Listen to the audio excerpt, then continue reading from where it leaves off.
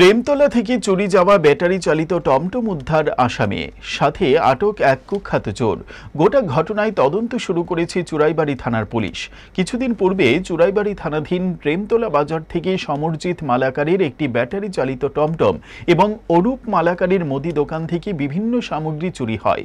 ঘটনা প্রকাশ্যে আসলে চুরাইবাড়ি থানায় লিখিত অভিযোগ দায়ের করা হয়। অভিযোগের ভিত্তিতে একটি চুরির মামলা হাতে নিয়ে তদন্ত শুরু করে পুলিশ।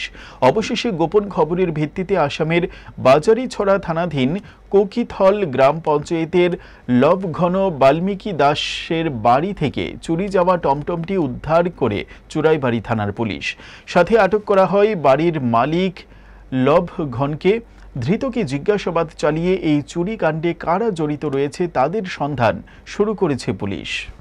আমরা কয়েকদিন আগে চুরাইবাড়ি থানার 16 নম্বর কেস একটা চুরি হয়েছিল। এটার ইনভলভ আমরা খবর পাইছি আজকে বাজারের সুরান্দরে কাঁঠাল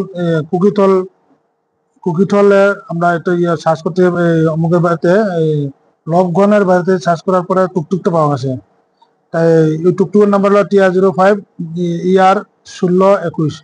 টুকটুকটা পাওয়া গেছে লবঘন বাল্মীকি দাস, তার বাড়িতে টুকটুকটা পাওয়া গেছে। এই টুকটুকটা হলো আপনার এই চুরাইবাড়ি পিএস আন্ডারে বাগন 4 নম্বর ওয়ার্ডের।